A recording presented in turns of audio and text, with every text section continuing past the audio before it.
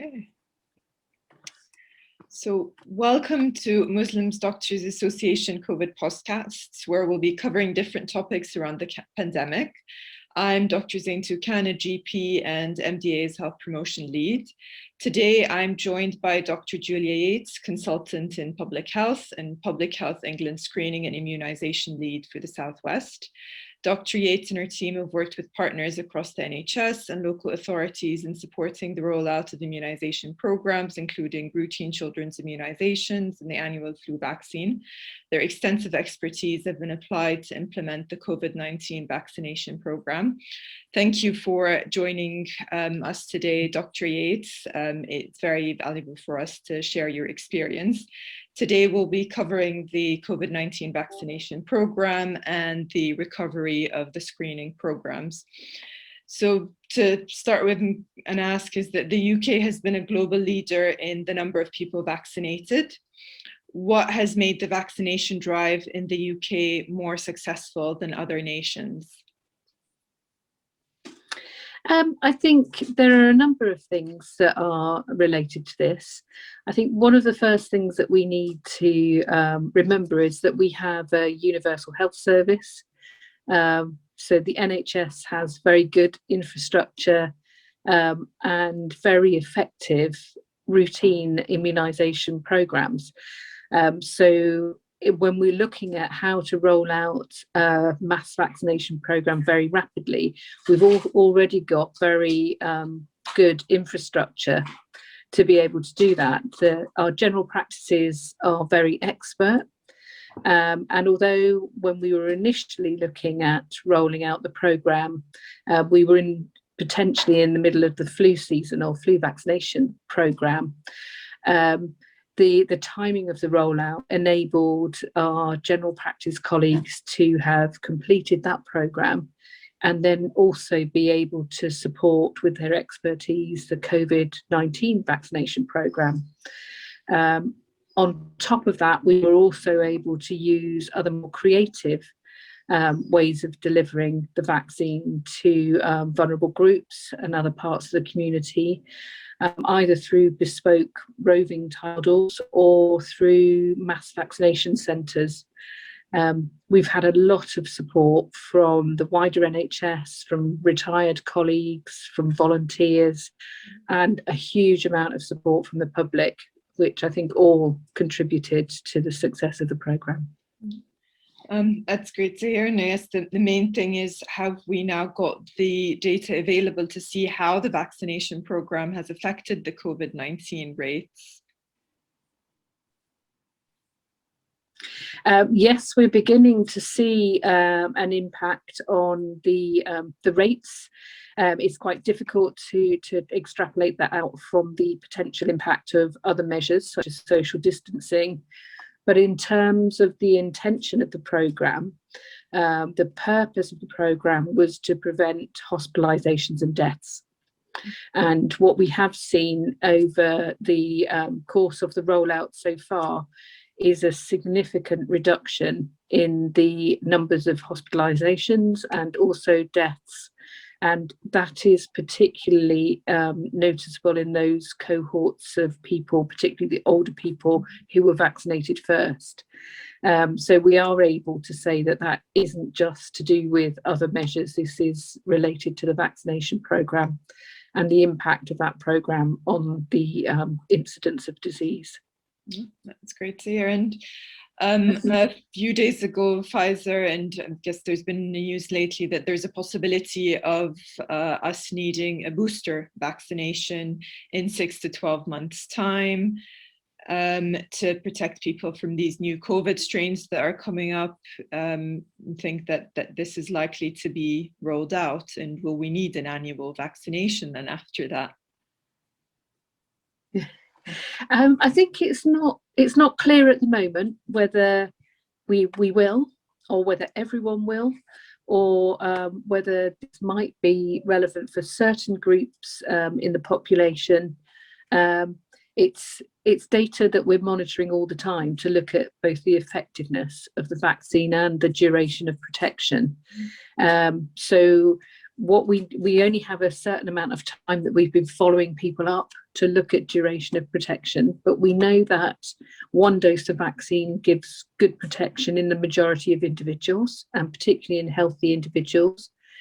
2 doses provides an additional element of protection, but is also for the main reason that we're giving a second dose is to prolong the immune response. And so the important thing is that we not only vaccinate a high number of people in each of the cohorts, but that we also ensure that we do get people to come back for that second dose. And that's the challenge at the moment, and that's the part of the programme that we are focusing on at the current time. We will continue to follow people up over a long period of time to look at immunity and to look at potential waning. We also know that the current vaccines do protect well against the majority of the variants that we're currently seeing. But we will also be monitoring that because it may be that it's a vaccine against variant strain that's not included in the current vaccine that is required, rather than a boost of the same vaccine. But that's something that is being looked at by the Joint Committee on Vaccination and Immunisation at the moment. And I guess then it's, as you said, last year it was started around the time of the annual flu vaccination. So if we need an annual COVID vaccination, we'll take the lessons learned from the December rollout to apply. Like, how will it work out with the annual flu vaccine and having an annual COVID vaccine if it comes to that? So we firstly don't know whether we'll need an annual vaccine. And certainly don't know that will be relevant for everyone. But for those individuals who may need extra protection, that those studies are underway at the moment. There are also some studies looking at the administration of both flu and COVID vaccine at the same time, to look at reactivity, but also any impact on the interaction between those vaccines. And we anticipate that some of those studies results will be available later in the year and before the flu season commences. So again, these are things that people are starting to look at actively to ensure that we can plan. The NHS, NHS England and Improvement are also looking at scoping delivery models so that we can make best use of our capacity, recognising that there are other priorities as well that we need to be able to run and to manage alongside this as part of the wider service of the NHS. Absolutely. And I think the other thing that's come up in the last few weeks is the MHRA updated advice about the very rare side effect of clots and the AstraZeneca vaccination. Yes. How do we predict this is going to affect the rollout of the program? Since you said it might be a struggle to get people back for their second dose, have we seen a bit of reluctance of people who've had their first dose as AstraZeneca now reluctant to attend for their second dose? In the main, no. It's really important. I mean, the risk benefits have been carefully looked at by both the MHRA and JCVI, and the benefits far outweigh any risk of very rare adverse events, particularly for those in the first 9 cohorts that were vaccinated. So the over 50s and individuals who have additional conditions, health conditions, the clinically extremely vulnerable, and health and social care staff who have greater exposure to COVID and a higher risk of acquisition. So for those groups, it's recommended that they have a second dose with the same vaccine as they had for first dose. And at the moment, we haven't seen a decline in those second doses. In fact, we've just had our millionth dose delivered in the Southwest. And we vaccinated 3 million people in the first round, first doses. So we're already a third of the way through giving second doses, which is great. We're encouraging people to continue to come forward for the first dose, although the uptakes for first doses are extremely high. And for the under 30s, the advice from JCVI is that the preferred vaccine is either Pfizer or Moderna, and that's based on risk benefit because whilst for the over 50s, groups 1 to 9, the risk of COVID hospitalisation and death outweighs any risk of any adverse event. For those younger people, whilst this is a very rare event, the risks of hospitalisation and death from COVID are also much, much lower. So whilst they might acquire it more readily and transmit the infection, their actual the outcomes from having COVID infection are much less serious. And because we have secured other vaccines, and you would err on the side of caution and provide them with an alternative, because we don't want to look at any unnecessary risks for those individuals. So for under 30s, we're recommending Pfizer or Moderna, and we have supplies of those vaccines. But for over 50s, we're still recommending AstraZeneca vaccine as an option. And since that we've the cohorts are going very well and the targets are being met, and it's now the under 45s are being offered the vaccine, do you feel that things will, by June, everyone, all adults in the UK will be offered a COVID-19 vaccination? So we're aiming for July, end of July, for all adults over 18 to have one dose of vaccine, and there's no reason at the moment to suggest that that might be delayed, because we're monitoring very closely the impacts of the programme as we move down those cohorts. We are building in some pauses so that we can look at the information that we have, and we're constantly reviewing on a weekly basis all the information on those to ensure that each of the cohorts is receiving the most appropriate vaccination at the most appropriate time. It's really important that we balance the pace of rollout with the impact on the population. So this is a lot of consideration and a lot of thought going into it, alongside all of the surveillance that we have to ensure the programme is safe and effective. And this goes hand in hand with the reducing the lockdown measures. And currently we are getting the card that says you've been vaccinated and the batch number of the vaccine.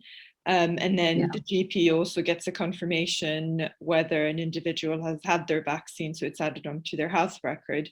But there was a mention of vaccine passports until June to attend theatre events or bigger events. Is that something that we might see in future, if locally or even to travel? I think that there are whole discussions and lots of different opinions on these matters. I mean, in terms of the programme, we're just focusing on ensuring that people have an offer of a vaccine and are able to be protected in that way. We're also very keen that the message that having a vaccine doesn't mean that you can relax all of the other precautions. It's really important that the hand space message and opening windows, etc., or to have ventilation is still maintained after the vaccine is given, because nothing is 100% effective. You still may be able to acquire infection and to pass it on, because we haven't got the data to show this actually does prevent transmission or to what extent it might prevent it. So it's a very complicated discussion around that. In terms of travel, there is that might vary by country, and it can vary in time, because from week to week we have different countries having different requirements for travel in and also back to the UK. So I think there's a very long way to go. Lots of pilots and events taking place to see what the impact of these are as we move forward on the roadmap out of the current situation. And the other thing is, there was a mention of the rapid flow tests being used and becoming available to everyone. Would this be something that will be implemented, I guess, with the basic measures you said, the hand washing, the continuing to wearing the face mask, social distancing, ventilating when at home? Will the rapid flow tests, the 2 weekly ones that are now being rolled out, will they start to become a norm in the future of, that they're currently doing them at schools? Will it start to become a requirement for people to go to their workplace? I don't think there's any mandation on anything that we're working with at the moment. I mean, there is a rollout as the supply of the rapid the lateral flow tests becomes more available and accessible. But we haven't got any indication on how long these sorts of measures will go on. I think some of that depends on how the pandemic progresses, whether we have third waves, what happens after we relax some of the current measures and so on. So there's a lot that we still don't know at the moment. But these are all just tools to enable us to try and manage a situation whilst also trying to return things back to as normal as possible for the benefit of the health of the population, but also the economy, which is equally important when you're looking at indicators for health as well. So we need to balance all of those things up. Absolutely. And speaking of returning us, during the pandemic, a lot of the health services, in particular, some of the screening services like the cervical screening and the breast cancer screening had been put on hold because some of the employees were redeployed, the staff were redeployed to other areas to help with the COVID response. How has this affected patients, and how's the recovery for these screening services going on?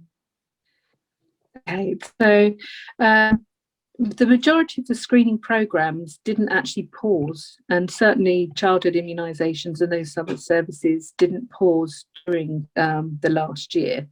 There are a number of things that have happened. As you said, the capacity to deliver those programs may have been challenged in some areas, but also patients themselves have sometimes not been willing or able to come out to receive those services, or have delayed or paused them themselves. So it's not always that they haven't been available, but people haven't availed themselves of them as well. And it's important that we do have those services in place to be able to catch up with people who've missed their appointments. And we have active recovery programs in place, looking at how we can provide additional slots, additional services to enable people who've missed breast screening service or appointment, cervical screening, our aortic aneurysm, diabetic eye screening, and so on, to be able to have those checks that are vitally important. We're very conscious that without those, we will get much more in the way of late presentations for cancers and for other anomalies that we would normally screen out at a very early stage. So what we're actively doing is trying to encourage people back to have those screening tests, but also to have some of the routine immunisations that may also have been missed. So we've got active programmes with schools, we've got active programmes with workplaces, but also some additional investment in our screening and immunisation programmes to be able to put on those extra services to meet that additional need over the next years. And it will be years before we catch up with those missed appointments for everyone. Okay, yeah, that was going to be a follow-on question, because it said there was a indication that millions of people are on the waiting lists for elective surgery, for screening, for that, and there have been a few delays, but the additional resources you've mentioned hopefully will help the recovery, but Yes. the expectation is years from what you're saying. Yes, I mean, the issue with screening programs in particular is that it's not a static population. So you have new people being invited in, for example, for bowel cancer screening, fit tests and so on. So you have the people who have taken the screens, who are in the process of moving forward within that pathway, but you've always got new people coming along behind. So if you have a pause at any point, it has a much bigger cumulative effect than just delaying people within the system.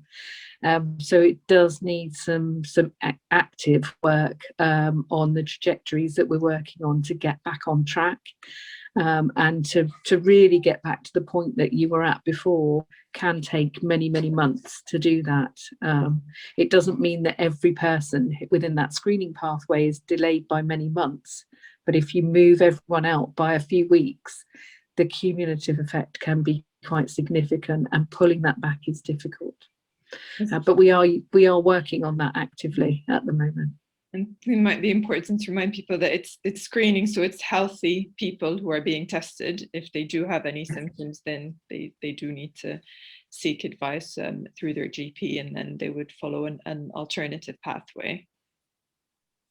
Absolutely. So screening is a service that's available for people who don't have symptoms, who are otherwise healthy, and the aim is that we actually identify an issue, whether that's in diabetic eye screening, any anomalies with eyesight, bowel screening, any early changes, pre-cancer changes that can be that can have some actions to ensure that people don't go on to develop cancer. So it's an early intervention, and that should enable people to have much better prognosis going forward.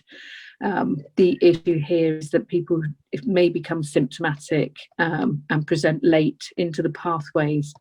That's more costly for treatment purposes, but more importantly, you can have poorer outcomes with late presentation. So screening is really important, that people are able to access it at the time that the programs are designed to meet that need. Because if it is late, then you have the potential for any processes to have developed further, and cancers or other problems to have developed to effectively become symptomatic. So it's really important that these are early diagnosis, early intervention, prevention programs. Yeah, and good that they were never paused in nationally. No. In certain areas, but that they're continuing to be rolled out, and that there's a recovery and there's a plan in place, hopefully, for things to get back on track over the next few months, depending on how the pandemic progresses. So a lot has happened in the last year and a half in terms of services, but we've seen a really impressive drive in the Covid-19 vaccination program. We've become it's a global success in terms of, in comparison with other nations. The UK has been a success, and hopefully with the recovery program and everything will be implemented in place, or depending on how the pandemic progresses. Yes, so we're actively working on that. As I said, all areas have got plans in place. We're also working with our wider health system and our partners to ensure that we do get those services to be active and responsive as soon as possible. And there is no indication that we would pause them at any point going forward either. So they are there and they are open, and they are we would really encourage people to take up those offers as soon as they can. And said, you mentioned that we're not sure if there will be another wave, but yes, there's a lot of lessons have been learned, but do we expect to find any different measures if the UK does go through another peak of COVID infections? No, I don't think so. I think there is a desire not to go through another national lockdown. But obviously, what happens if we have any future waves or if variants do occur depends very much on how people's behaviour is through that situation, and whether people are willing and able to comply with the measures that we know are effective. And those do include the social distancing measures and the meeting outside at the moment and not meeting in large numbers, and using, as we keep saying, the hands, face, space message, and applying that in what we do. So it is very much in our hands, I think, to decide some of these outcomes. And it's encouraging them to have their vaccine once they're offered it as well. As you mentioned, absolutely. So rates, yes, yeah, no, it's key. Yeah. I think that's the time around that we've got for the podcast today. Thank you so much for joining us, Julie, and for your valuable insights about the vaccination program and the screening program recovery. Thank you. Thank you very much for inviting me.